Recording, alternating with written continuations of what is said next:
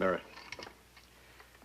Larry, before I let you see yourself, are you sure you can stand the shock? Oh, yeah, sure.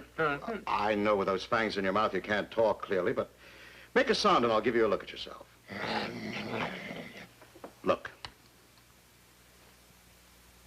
What'd you say? Okay, I'll remove your fangs. We can put them back in before we go to the set. Boy, it's so real. I even feel like a werewolf. So I'd hate to have my girl see me. Pete, you're the end. Oh, thank you, my boy. He's the greatest. Boy, you get no argument from me there. I'd scare myself. Hey, this is crazy as a Frankenstein monster you made out of Tony. Always the master's touch. You know, I think I'll be afraid to see myself, even on the screen. Oh, you'll get used to it, Larry. Just remember that an artist must have no fear. Why, a creation is almost a sacred thing. All creations. The good Lord created saints, and he also created sinners. He created the lamb and the fawn, but he also created the wolf and the jackal. Now, who can judge which is the most praiseworthy? Well, that's one way to look at it. For 25 years, he's been the master. He created them all. And if I may say so in all due modesty, I regarded each one as a creation, no more important than this.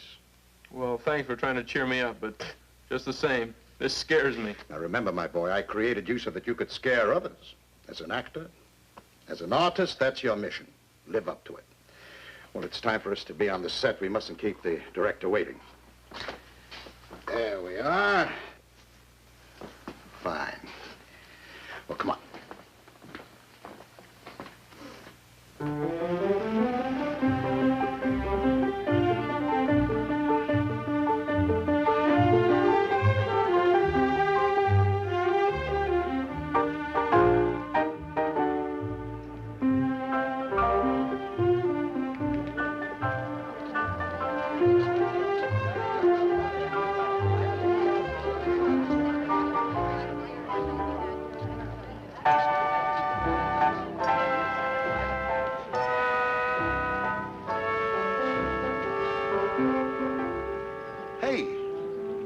Him in the next picture after we capture the ship.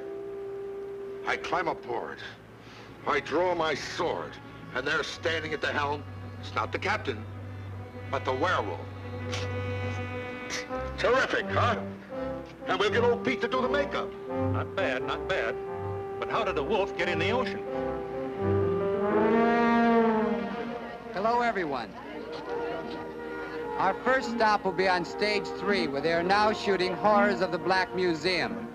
Folks, I think you're in luck. The big scene of the picture shoots today. Now, if you will all stay together and follow me.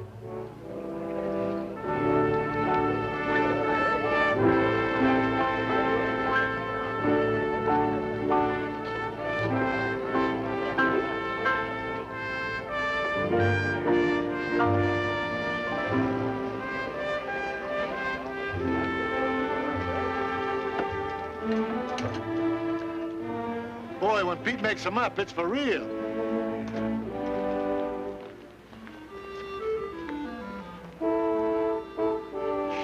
Well, at least we look normal.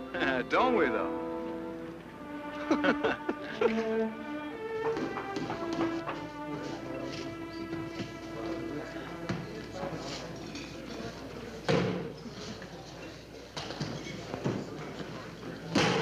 Well, here he is, Martin. Great, Pete. Just great. Exactly what I wanted. This is as good and ferocious as your Frankenstein monster. Well, thank you. Get Tony out here. I want to see how these two beauties look together.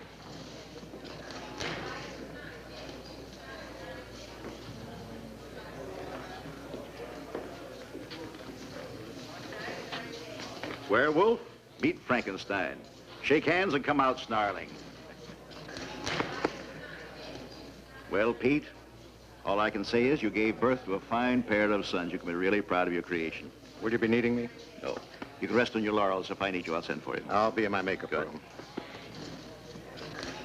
Now, boys, listen carefully. Remember, this is the big scene of the picture. The audience is waiting for this, where finally, werewolf meets Frankenstein. They hate each other. It's a fight to the death. It's the battle of the monsters, and it must be the high spot of the picture. It's got to be the greatest fight we've ever had on the screen. And I've got to get it in one take. So listen to directions carefully. You'll come in from out there. Now, you'll come in from here.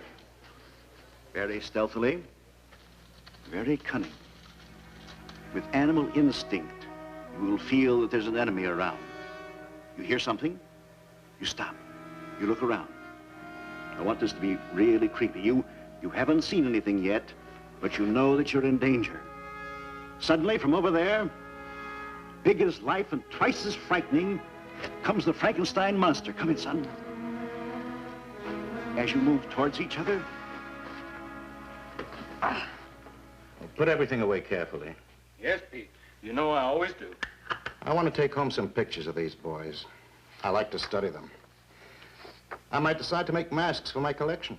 You should, Pete. I think this teenage werewolf and teenage Frankenstein are easily among the best things you've ever done. You know, another reason I want to keep a souvenir of this picture is that I enjoy working with these teenagers. They've got spirit and they cooperate. They don't sour on you like some of the older actors. I remember the trouble I had with that old Barry Horton when I disfigured him. Yeah, the picture in which he had the car crash. He was afraid he'd lose his women admirers. A truck was going to run over him, and he wanted to come up without a scratch. Oh, but these teenagers, they've got spirit and confidence. They plunge into a role. They put themselves in your hands. I enjoy working with them. But, gentlemen, it's customary to knock. Well, we don't have to. We are the group that have taken over this studio, NBN Associates. We've personally taken over this lot, and we're going to run it our way. My name is John Nixon. This is Mr. Jeff Clayton. Yes, of course. I read about it in the trade papers. It's certainly nice to meet you, gentlemen. Mr. Dumont, we're going to make some changes around here. Well, you have my best wishes. Oh, won't you sit down? Well, I'm afraid these aren't too comfortable, but perhaps the new regime will provide better chairs for my workshop. Your workshop? That sort of brings us to the point. What point? Mr. Dumont, we won't be needing you after you finish this picture, the one you're on now. Not need me? Yes. Monsters are finished. They're coming out of your ears. saturation. A horror cycle is over. People want to hear music. They want to laugh. They want to see pretty girls. There's no doubt about it. Monsters are finished. I heard that 25 years ago when I created my first werewolf. It saved the studio from bankruptcy. Now, look, I didn't come here to discuss this thing or to argue it with you. That is the decision of the big brass. It's mine, too. Yes, but, well, it's a wrong one, if I may disagree. Why, even psychiatrists say that in all these monster pictures, there's not only entertainment, but for some people, therapy. Well, you know we never get over our childhood fears of the sinister, the terrifying faces we see in nightmares. Well, through these pictures, we can live out our hidden fears. It helps. You live them out, but not on our payroll. Like Mr. Nixon says, people want to see escape pictures nowadays. Musicals, jokes, pretty girls. Yes, but The decision is final. Now, instead of giving you a cold pink slip, I came to tell you in person. It's the human way. certainly is. And we'll allow you a week's severance pay. No, thank you. Keep your severance pay. I don't want your charity. This lot, this room, has been my home for 25 years. Now that you throw me out, don't try to soften the blow with a few cheap dollars. I'll leave when this picture is finished shooting. Okay. That's the way you feel? Turn down money. Maybe you've been living too long with monsters. Sometimes I find them better company than humans. Pete, what are we going to do? I don't know yet. But one thing I do know for sure, they're wrong and I'm right. I'd stake my very life on that. And before I leave this lot, I intend to prove that I'm right.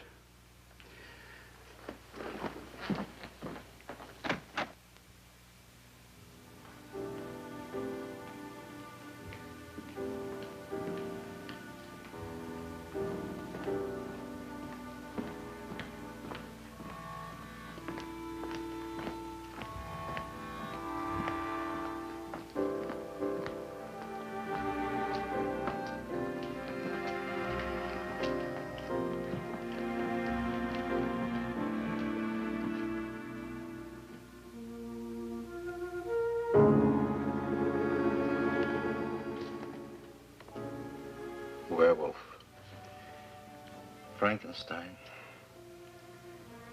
They want to put an end to us. They say we're through. There's gratitude. Don't they realize that the monsters I created, from my first prehistoric man through the spaceman of the future, why, all these paid for this studio, made the owners rich and famous. And now they say it's over. But it isn't over. I'll destroy this studio, see it go up in flames before I...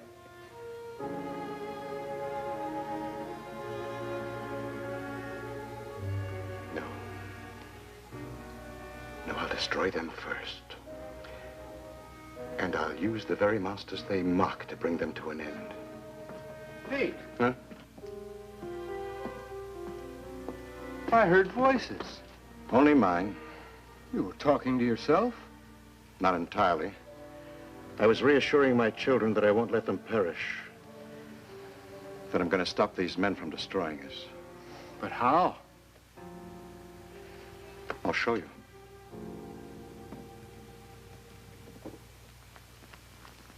Those fools. They think a monster is just put together with glue, hair, putty, foam rubber. They don't realize that a monster, even on the screen, is human and must be infused with a spirit by his creator. Why, if I didn't believe in my creations, they wouldn't believe in themselves. That's why they can throw fear into the hearts of spectators. Pete, what are you putting into that? I'm blending a new ingredient for the foundation cream. It's my own discovery. If they knew how many long hours I experimented with different chemical agents to get better results. Do you remember the time I accidentally added Novocaine? Of course. James Duncan, prehistoric man, couldn't remember his lines. No. Not until I released him. When I ordered him under hypnosis to remember, he did. Well, I'll do the same with these young men. As I see fit, I'll order them what to remember and what to forget. You mustn't try that. Why not? Why, it's dangerous. Dangerous? Why, we're fighting for our lives.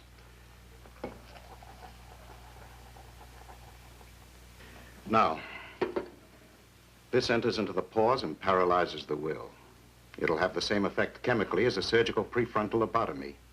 It blocks the nerve synapses. It makes the subject passive, obedient to my will.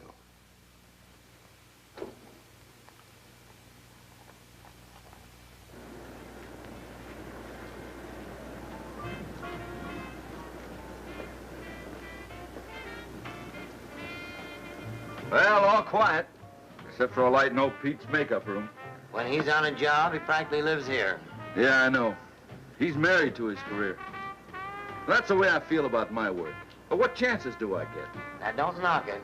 You got a nice, easy job. The only hoodlums you run into are the bit players. We're strictly law and order men. Nothing ever happens on the lobster shift. That's what I mean. Just high-class watchmen. Look, Monahan, you want action, join the commandos. Yeah.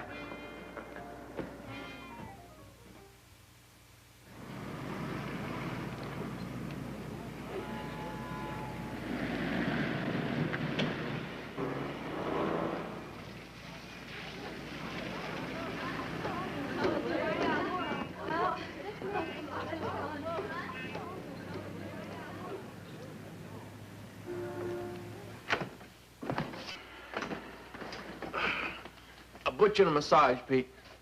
I'm glad to see her in a cheerful mood.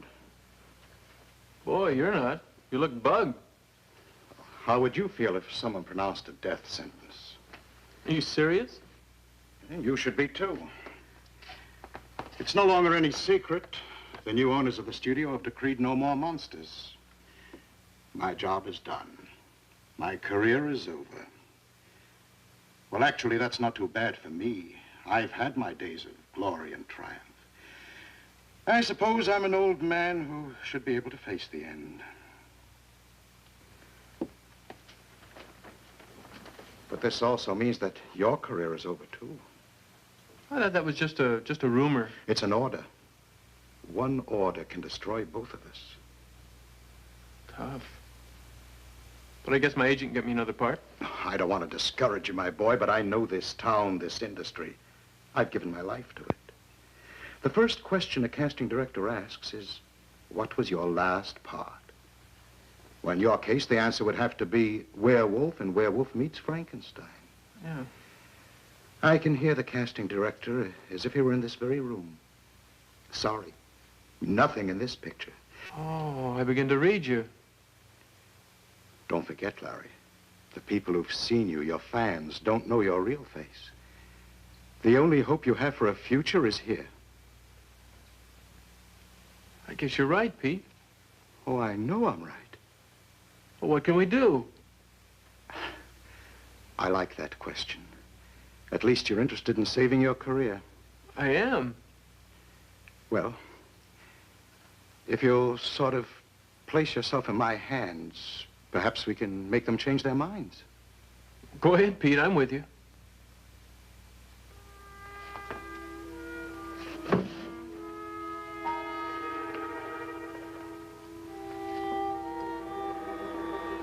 Larry, this foundation cream has a new firming agent in it. Something that I perfected. So don't worry if you feel your skin tightening. Don't worry if it makes you feel... It does feel kind of cool. Remember, my boy, it's in your best interests. Do exactly as I instruct you. You will play your scene well today. But after you've completed it, instead of coming back here, this is what I want you to do.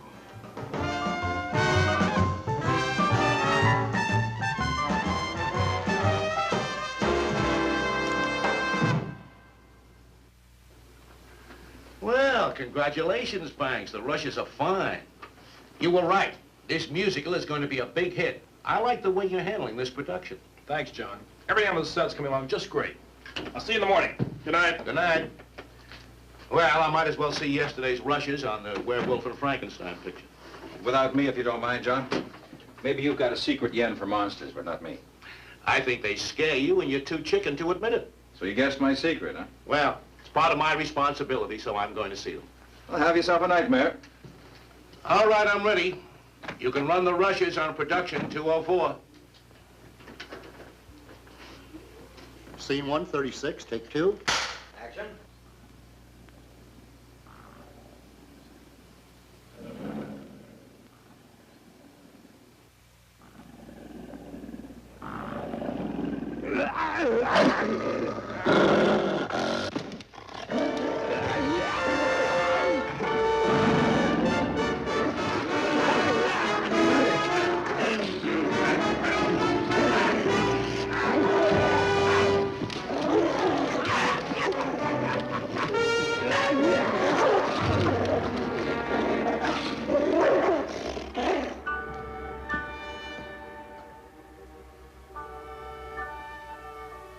Now, you're sure, my boy?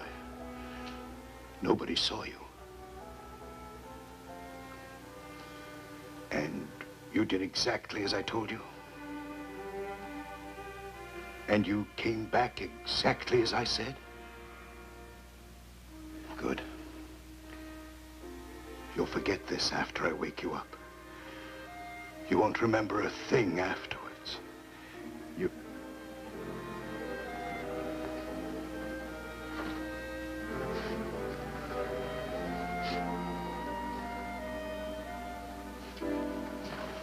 Pete, are you sure there's no danger of us getting caught? Just wash these.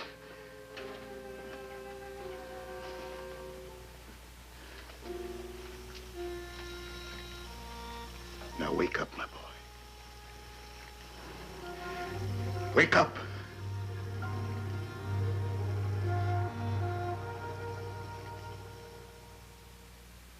Here he is, Doc. See what you can get.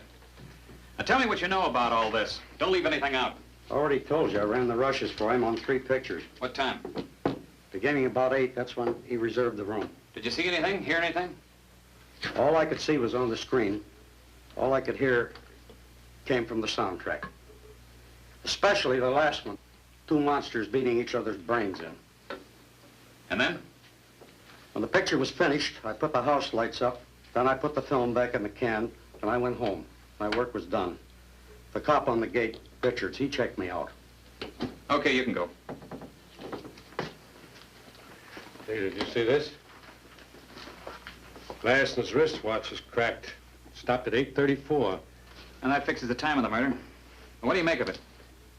Well, pending autopsy findings, I would say that he was attacked from behind by someone with fiendish strength. Neck is broken. And that the attacker, like an animal, inflicted sharp wounds on the neck. Looks like fangs to me. I'd say that the time of death is fixed by the time the watch stopped is reasonably accurate. So what do we have to do? Look for a monster? You don't have to go very far. I think that they make them to order right in the studio. We're not talking about actors. We mean a real monster.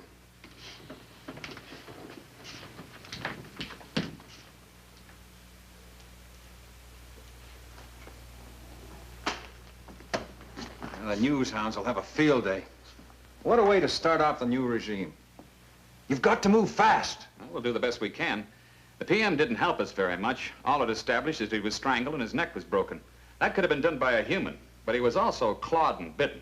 That part is inhuman. I'm not interested in your speculations. I just want results. Nixon was my friend. You know, it's one thing when an Eastern hoodlum comes out here to cut in on juicy California territory and the local mob turns him off. But when an Eastern executive is killed in the West, not out here, how could he? And certainly not enemies. He may have had rivals for his job, but they wouldn't resort to murder.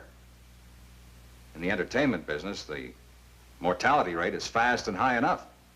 You have your eye on a certain spot, all you need is patience. So wait a little bit. You're bound to get your turn. Well, did he antagonize anybody out here?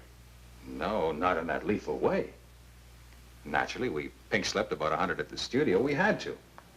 Still cameramen, flax, maintenance men, secretaries, makeup department. But that's not unusual when a new regime moves in and takes over. And yet it throws an awful lot of people out of work. Some of them may not like the joke.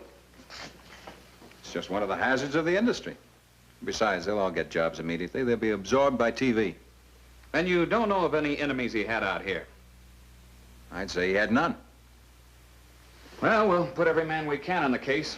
Just bear in mind that we want this cleared up as badly as you do. A Hollywood murder is okay on the screen, but not in the studio.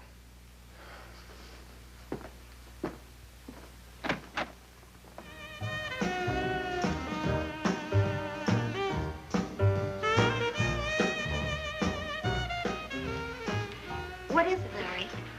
Don't you feel well? I kind of black out, huh? I don't understand. I start to weave, and then I black out. This is something new. No, I just feel this way since... Look, maybe you gave your all to the part of the werewolf. Now you don't have any strength left. You may have something there. In the last scene I was in, I had to try to escape, to get away from the police. Arlene, I still feel as if I'm running. I don't know what I'm running from, but I am running away. Maybe the reporters and police upset you. No. They just looked around, took a few pictures. They barely spoke to me. Asked me how it feels to be a monster. Then they turned away. I heard them laughing at the makeup like it was something to scare kids. Just the same. I'm still running. Come on, Larry. Relax. Calm yourself. I guess it's only natural if you work hard that you're going to have a letdown. Yeah, I guess so. You better get back in, Arlene, before they chip in and buy me a wheelchair.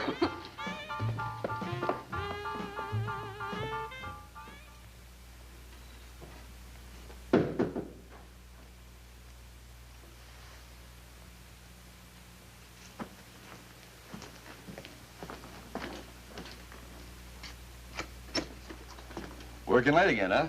Oh, well, I have no hours. No creator has. Besides, I get more joy and satisfaction out of my work than watching the clock. I know you're a beaver for work, but it's only human to call it a day once in a while. Not me. There's no rest for me. You should, though. Take it easy, I mean. It puzzles me why you knock yourself out, especially when you're through here. This is your last job. So you know, too, huh? It's all over the lot. But it's no disgrace. Believe me, you're in good company. Half the old timers get pink slips. Did you? A cop doesn't make enough money to be a drag on a payroll. But I might just fire myself up. Oh? I never kidded myself that walking a watchman's rounds would move me to the top. No, I guess not. Take most of these studio cops. They're retired policemen, looking for a soft touch. But not me, though.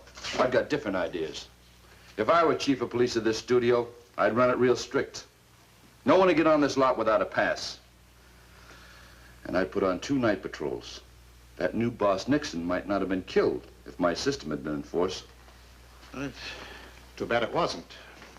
But now, I'm hep to something that might just put me in line for promotion.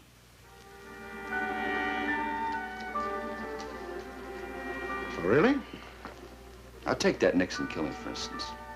A man gets strangled just watching the rushes. I wasn't satisfied with the way the big brass handled it, so I put some pointers of my own down. Got them right here in my little black book. Like a real detective, huh? Exactly.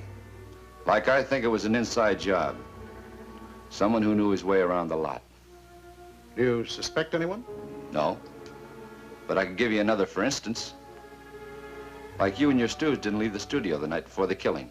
Well, I often spend the night here, especially when I have a heavy makeup job. Do you realize I've got to be here at 6 o'clock in the morning to get the actor ready for his first scene of the day? Well, so why bother to go home? You don't have to explain anything to me. You can tell it all to Captain Hancock of Homicide. And you can tell him, for instance, that on the night of the killing, you and Rivera left the lot at 9:12. Got it all down here in my little black book. Then I figure Captain Hancock tells the new setup, maybe I get promoted. Yeah, I've got a few other little things written down for him, too. Yes, but why bother? After all, you've already done all they expect of you. Why stick your neck out beyond the call of duty? The security of this lot means a great deal to me. This studio will be here a long time. And someday I expect to be its chief of police. Well, I like a show of ambition, and you've really got it. I'll see you downtown.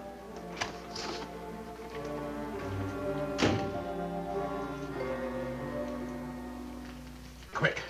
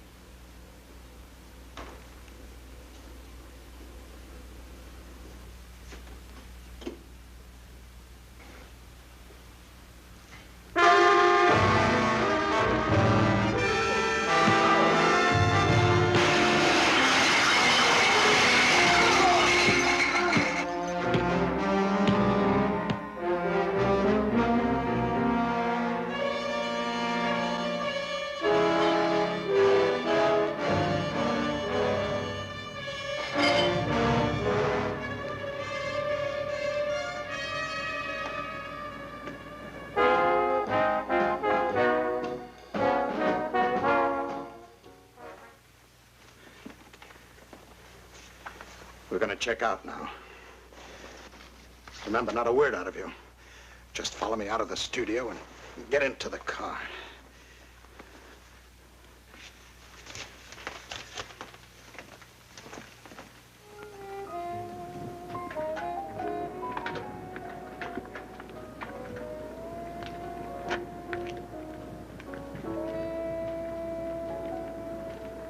Well, Pete, you don't get overtime for this, although I bet you earned it. Yes, we accomplished quite a lot, but we are far from finished. Just a few hours rest and then back again. Well, Richards, night. Night.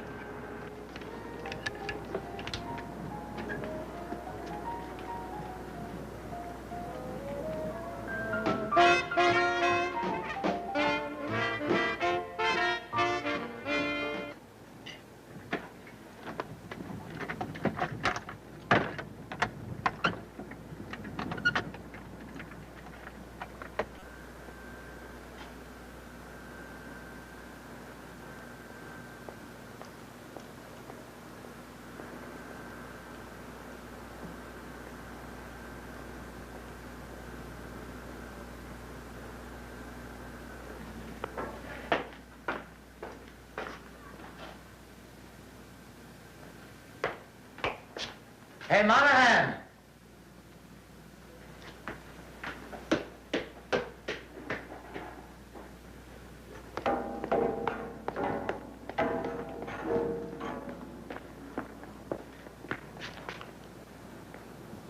Hey, Monahan!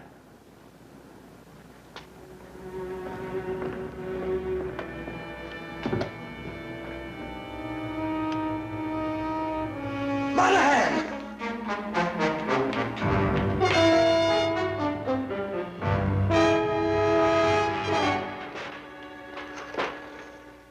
They must have put up a terrific battle. Sure looks like it. I'm surprised I didn't hear a thing. Now, this makes no sense, killing a watchman on his rounds.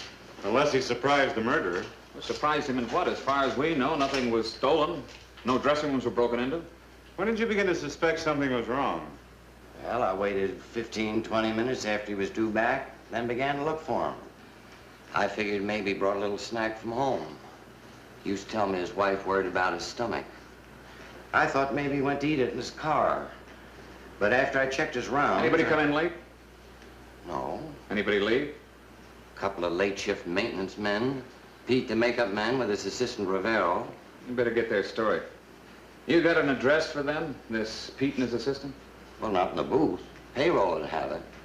Anyway, Pete will be back here in a few hours to make up this young actor who's playing Frankenstein's monster. How early? Oh, maybe 6 o'clock. But this Pete, he's a harmless old guy. Just the same, get his story.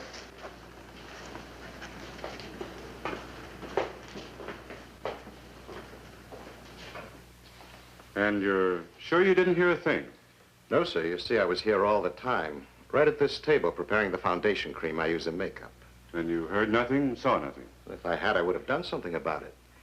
He was a nice young fellow, that Monahan. Polite and neighborly. It's a shame. Monsters. Is that all you do? Well, I sort of specialize in them. I have for 25 years. Look, Pete, my kid's having a Halloween party.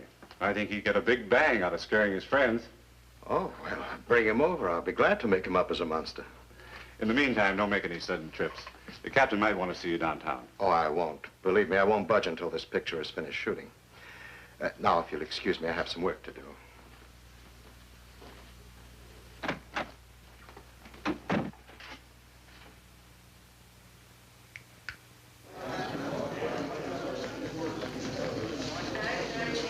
Okay, let's get ready to do the number starring John Ashley.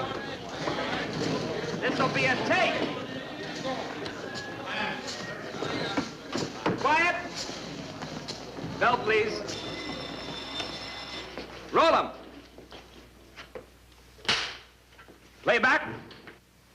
Very good, kids. Lunch, 1 hour.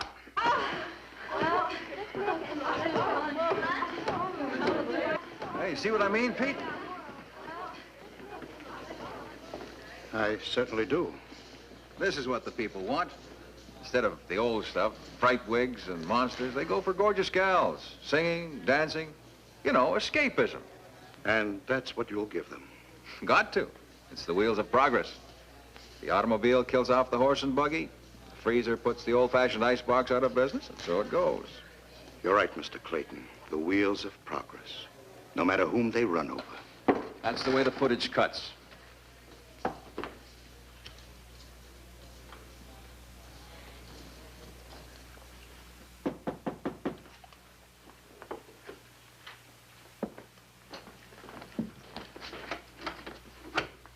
Yes, girls, anything I can do? We're from Oakmount High. We're the editors of our school paper. We're writing a story, A Day at the Studio. You know, one of the girls is in a musical they're shooting. Oh, yeah, Betty Davenport. You know her? Well, I met her. I played football with her brother last year. Well, that's what we need. In our story, we want to get the teenage slant, and you just finished school. No, girls. I know you have a lot to write about, but we really don't have too much time. Well, we just want to ask one question. Ask me. How does it feel to be the last of the Frankensteins? Well, who told you he was the last? Mr. Clayton. Oh? Well, we had to get permission from him first, and then we described what we wanted, and he suggested that as a good question. I know the question. Well, go ahead, Tony. Answer it so we can get on with our work. Well, first or last, I'm going to do my best. That's a big opportunity for me. Thank you very much. We'll get pictures from publicity. Thanks again, and good luck, Tony. Bye, Tony. Bye. You see? I was right when I told you they were cutting the ground from under us. Now, remember, my boy, this new ingredient that I put into the foundation cream may tighten your skin. But as I told you, leave everything to me. Now, you'll be great in your last scene. When your enemies come upon you, you'll have maniacal strength to fight them off. And also remember, this maniacal strength will linger in your arms and hands. And with it, you'll destroy your real enemies. Exactly as I instruct you.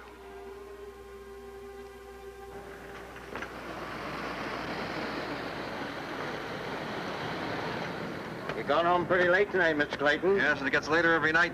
The work just seems to pile up. Good night, Regis. Good night, sir.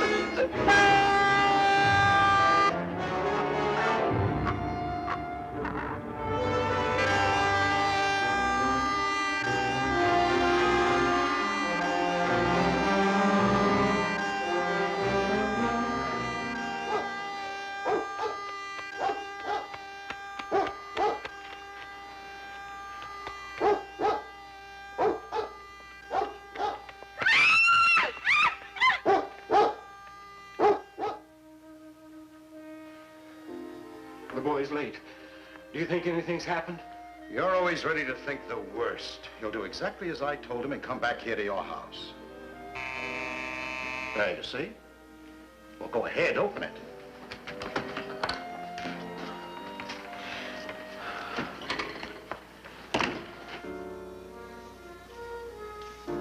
You did well, my boy.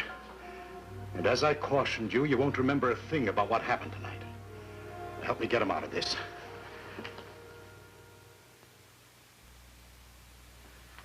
Third studio murder shocks Hollywood. Following the morbid Hollywood tradition of death in threes, the third brutal slaying within the space of 1 week took place last night in the darkened garage of the Hollywood home of Jeffrey Clayton, American International Studio executive, who was the victim.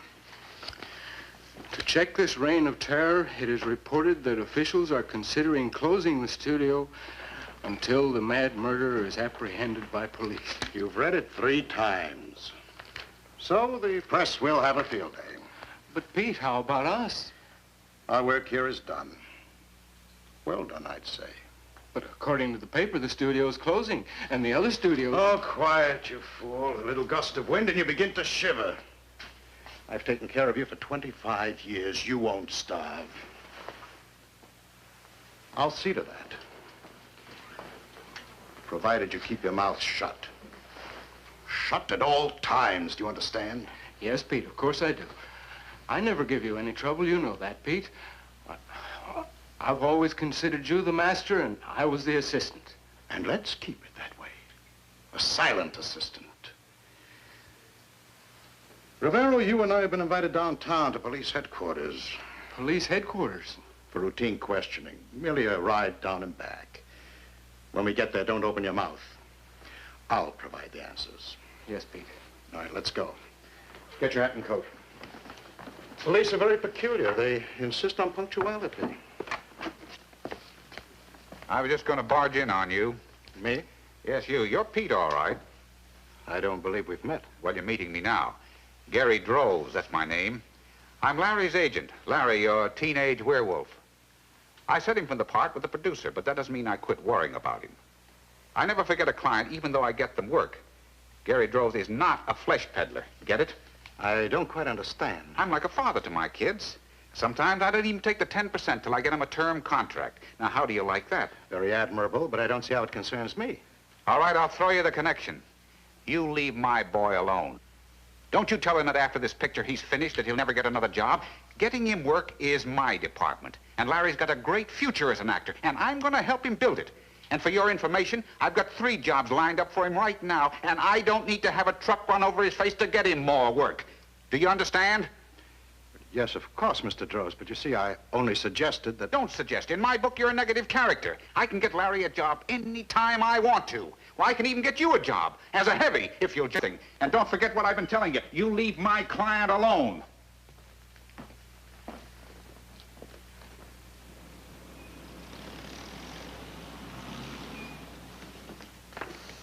I tell you, Pete, since that maniac's been on the kill, I've had no sleep.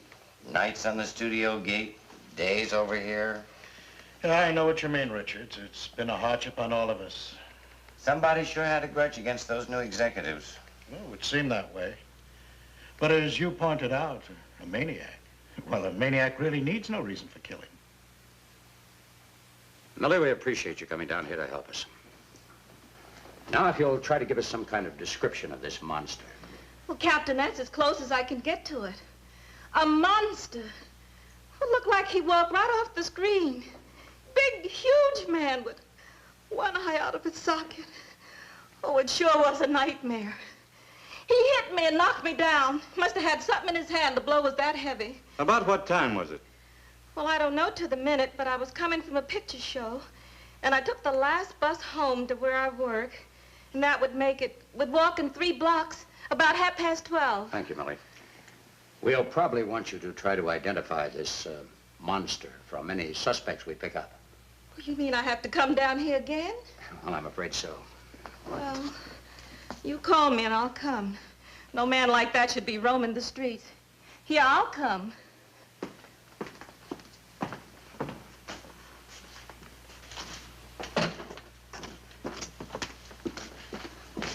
You can come in now, Richards.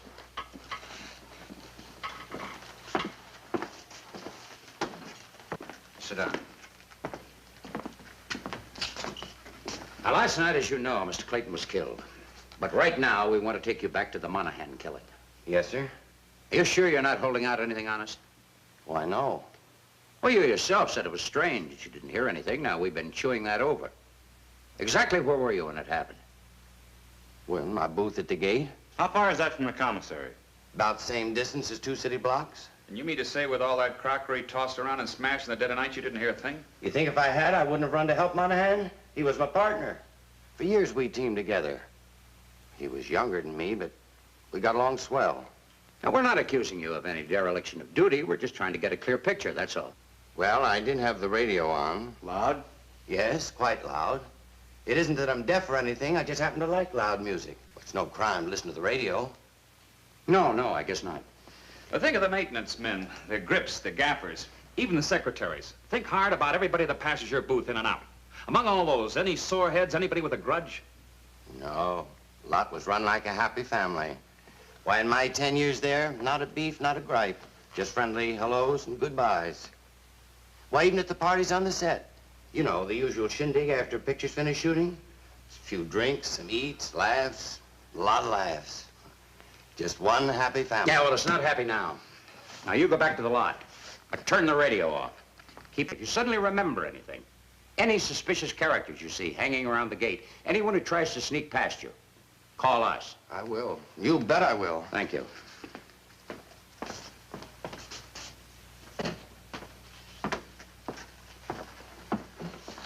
All right, gentlemen.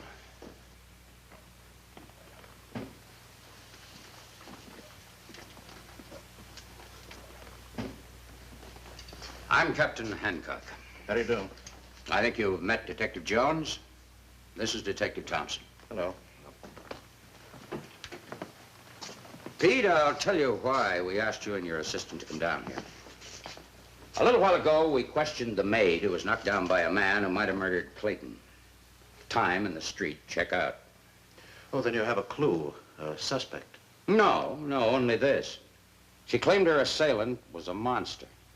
Well, I suppose any victim of any assault would get delusions about an attacker. No, she was quite specific. She had a good look at him.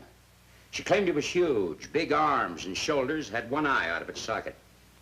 Well, sounds rather as if she had hallucinations. Of course, since she was hysterical, I can understand. No, she was quite sure of her description. I buy her story. She made sense to me.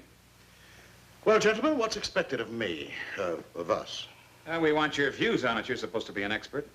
Well, I am an expert. Well, in that case, do you think that some crackpot, after seeing some of your monsters, in a picture, I mean. They're playing all over town. Now, do you think a weirdie like that could have tricked himself out in imitation and got carried away? Now, how can I put myself in the position of what you call a weirdie? Why, anything is possible. But in an amateur, the results would be crude. It doesn't take the finished product to commit a murder. I'm no authority on murder. That's your department. As for me, my job is to take an actor and transform him into whatever offbeat appearance the part calls for. Yes, I create a monster, but I don't build in violence.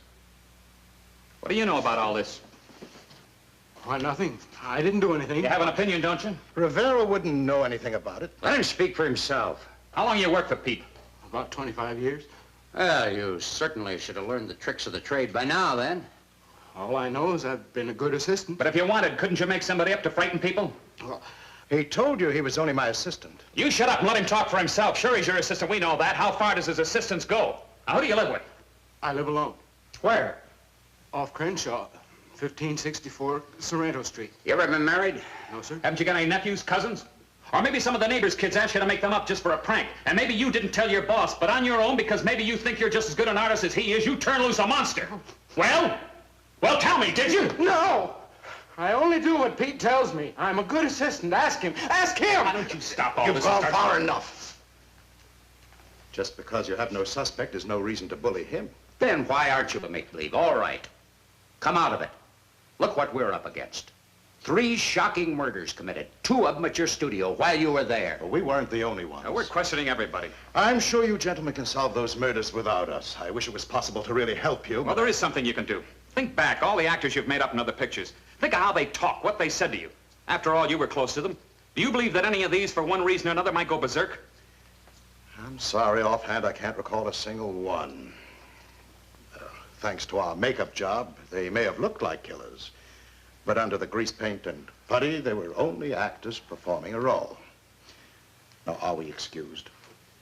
Yeah, I believe so. I can go too. We'll get back to you later. As I said, any way we can, we'll be pleased to cooperate.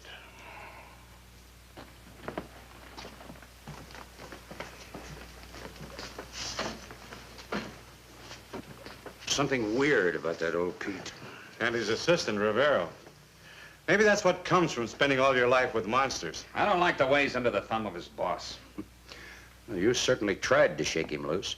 Were you really aiming at something? Pot shots. Pot shots. I'd hoped that they'd give us something tangible to go on, but I doubt it. They know more about make-believe monsters than they do about killers. Get a grip on yourself. You collapse like a sick calf. The interview is over. We've been questioned. The police are through with us. I'm not so sure of that. I didn't like the way they looked at us, or the way they dig at you, and the way that big fella said, I'll get back to you later. That's routine stuff with all police until a murder is solved, until the case is closed. Well? Well, what? I'm in no mood for riddles. What? Do you think this case will be solved? Well, it nearly was, with your help. If I hadn't stopped the detective from questioning you, you would have told him everything. You certainly were on the verge. You should have seen your face. You were ready to crack, split wide open, and spill everything, weren't you? No, I'd never give you away, only... Only what? Well, when they pressed me to the wall... Is the time to keep your mouth shut. Why did you say I do only what Pete tells me? Why? Well, it's true, isn't it? I do what you tell me. Well, not when you say it in that sniveling voice, and definitely not when you tell it to the police. It's as if you already had it in the back of your mind to betray me and save yourself. No, Pete, I'd never do that. I'd never betray you. I swear I'd never do that. Well, you stay that way and I'll protect you.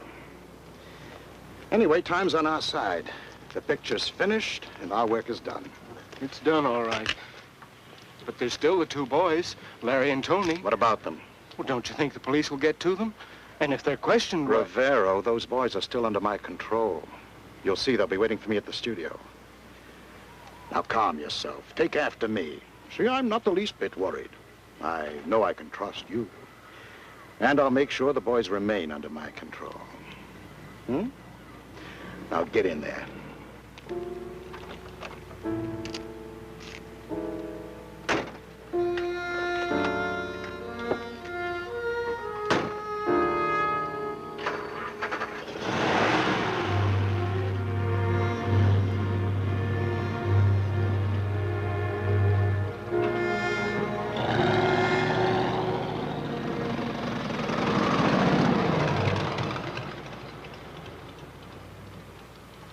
Say, I think we've got something in the Clayton case. Yeah, what?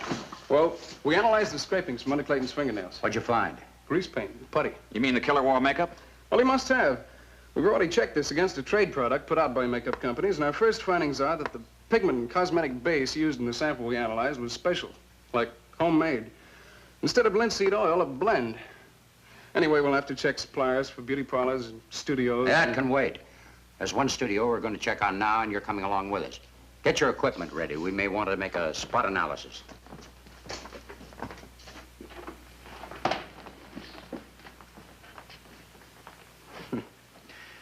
You see, Rivero, they didn't even give me the courtesy of letting me pack my own things. Oh, sorry, boys. We were a little delayed. I hope you haven't been waiting long. Well, no, Pete. You asked us to meet you, and, well, we did want to say goodbye. Of course, but not here. I'd like you boys to come to my house. We'll have a little food, a little celebration. After all, this is no way to end a friendship. Well, sure, Pete, but... Look, you don't mind if we don't stay too long, huh? We both have dates. Fine. Now, how about you boys helping Rivero load the car? Oh, sure, Pete. We'll help. But you go ahead, wait for me in the car. I'll just gather up the last of my stuff, and we'll be off in a jiffy. Okay.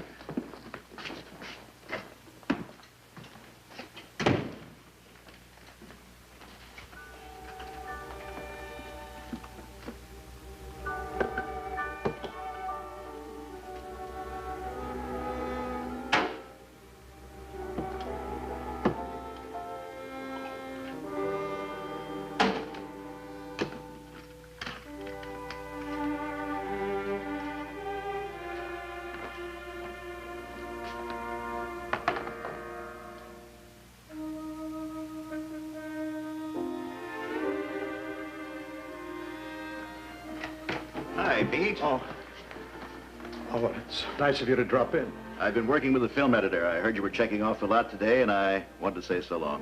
Thanks. After 25 years, I'm through. This place has many memories for me. Too many. Pete, I hope we get to work together again. Well, thanks. I appreciate your sentiments, but I'm finished. You'll be back. You'll be back in all your glory. One picture can do it, maybe one of those foreign imports. And the whole monster cycle is on its way again. And producers will be clamoring for the old makeup wizard. It's nice of you to say it. Well, good luck, Pete.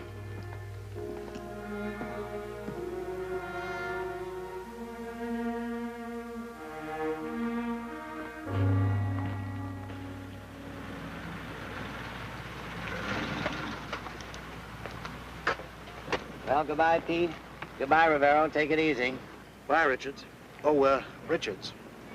On the top shelf of my closet in the makeup room, there's a bottle of bourbon. Got it as a present. Never opened it. I don't touch the stuff. Go ahead, take it. It's for you. Have a snort on old Pete. Thanks, Pete. Bye.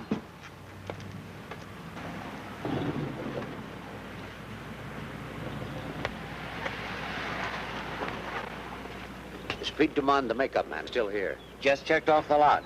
I know where his makeup room is. Let's go there first.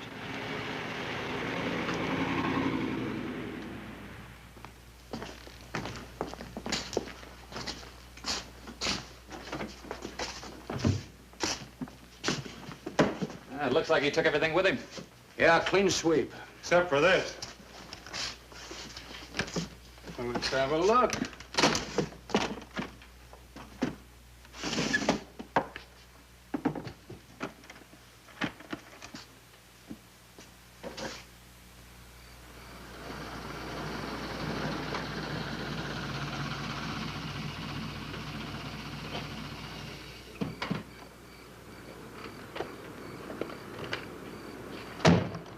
Well, here we are, boys.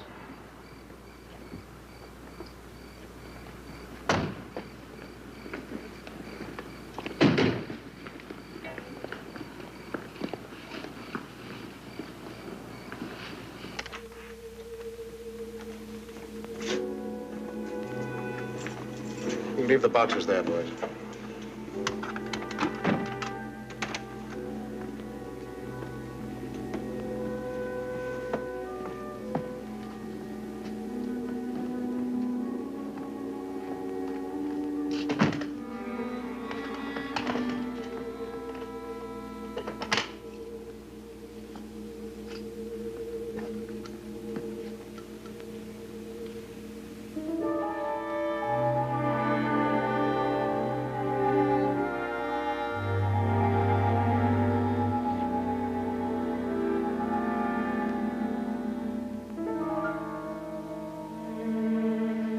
What are these?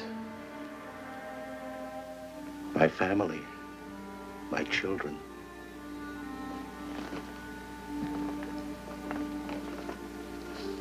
I'm devoted to them. I've arranged them here with great care, as you see. I see. You called them your children? Why, yes. Later, I'll tell you their history, how each one came about. But now let's just look at them.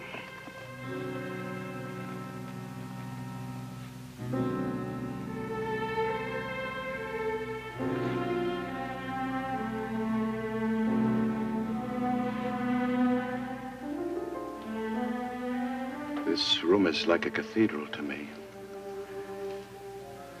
This is where I come when I need help from a source stronger than myself.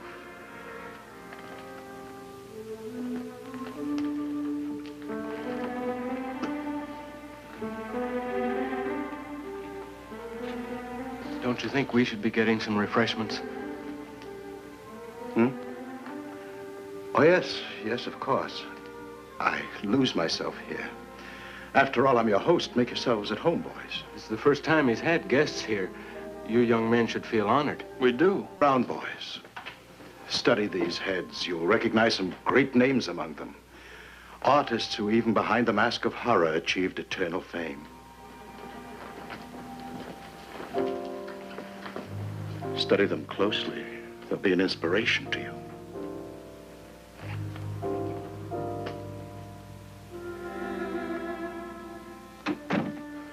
Larry, I say we cut out. Oh, man, you saw, you heard. If we don't dig the old man's collection, we'll hurt his feelings. It gives me the creeps. Yeah, he does, too. I wouldn't have come. Only he said it was some kind of celebration, a party. Yeah, it's a party, all right. All the guests are stuffed heads. We shouldn't have come, no matter how much he pressured. He makes it tough to refuse. I know. You know, Pete's got ways about him. I don't know, strange ways. Like when he was making you up for the picture, putting on that foundation cream. Did he give you a lot of stuff about how this would be your last job and that enemies would drive you out of the business and that only he could protect you? Yeah, he did. Hey, I meant to check with you about that, only I forgot. I don't mean I forgot in a careless way. I just forgot. Like when he finished, everything kind of left me. You know, like went out of my head. Yeah, me too. It's only since the last scene was shot that Hey, Tony, tell me. When he finished, did he tell you off? Pete, I never criticized you, but I believe you made a mistake in bringing Larry and Tony here. Why? I don't think they can be trusted. Nonsense, not trust these boys. They've already demonstrated quite favorably that they obey my orders. You know I have them under control. But you won't. Now that the picture's finished and you haven't helped their careers, your control will wear off. And the police are sure to talk to them. It's quite possible. And when the police begin to pressure them, they're bound to crack. That's why I want to leave. To visit my brother on his ranch in Arizona. Rivero, my old friend. I see your point. You want to leave me to face whatever comes alone. Oh, and you do this not because of disloyalty to me, but because you don't trust Larry and Tony. Now, isn't that why you want to leave? Yes, that's it. These young men are not strong the way you are. No, of course not. If only they had your devotion to me, your iron nerves. But they haven't. What a source of strength and comfort it is to me that I can be sure of you. Of course you can, Pete. And should the police speak to you alone, you wouldn't reveal a thing? No, not a thing. Even if they gave you a third degree, they couldn't squeeze the tiniest bit of confession from you, could they? Of course not. But these boys, they'll crack. Yes. Yes, Pete. And I tell you now, if anything happens to you after I leave, they'll be the ones to blame. The boys, not you. Not me.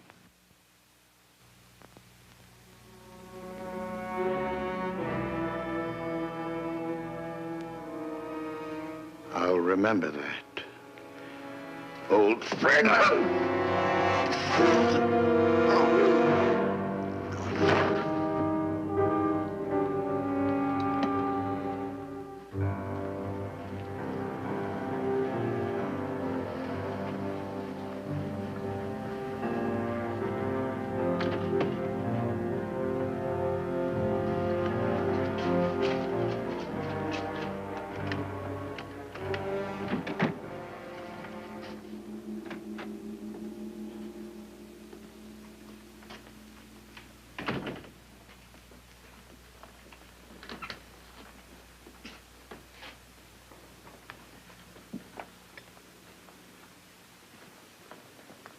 Your refreshments, boys.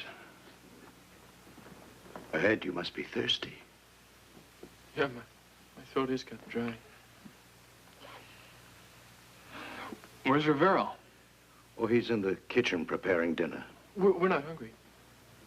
Not at all hungry. Well, you don't have to bother, and in fact, Larry and me have sort of a, well, dinner date.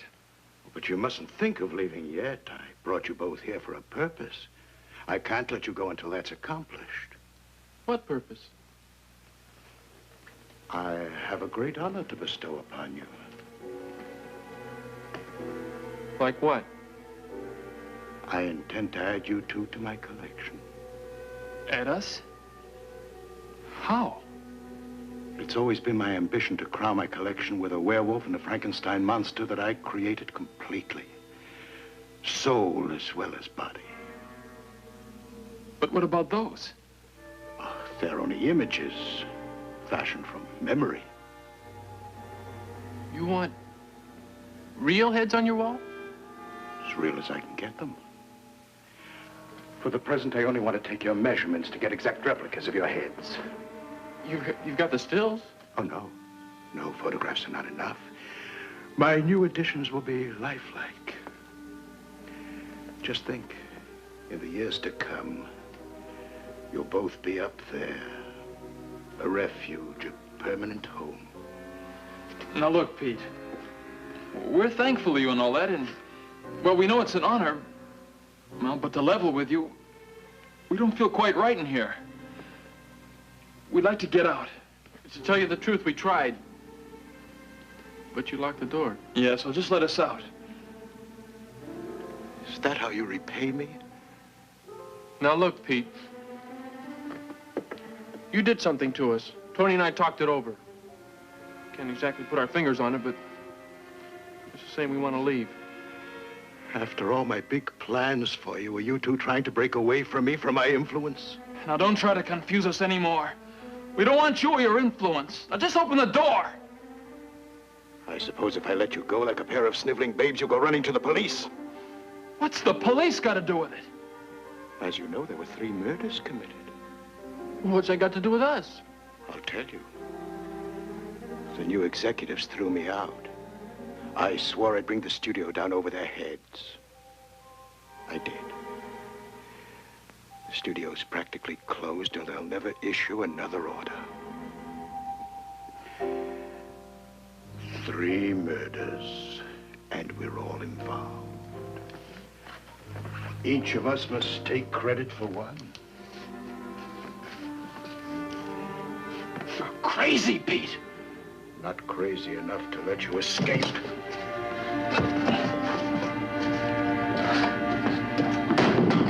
What have you done, you fool?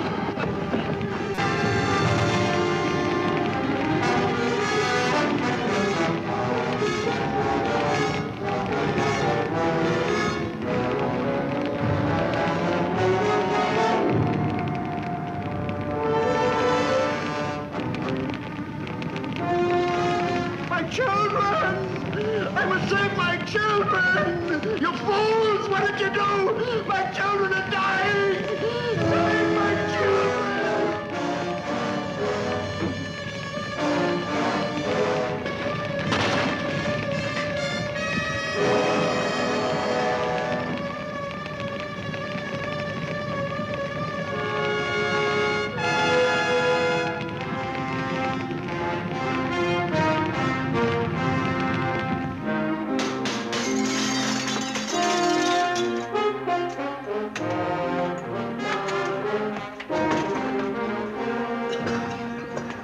Fire department.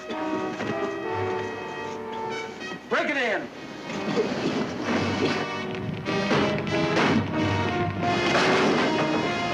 Take him downtown. Where's Pete and Rivero? I don't know where Rivero is. But it's too late for Pete. He's in there.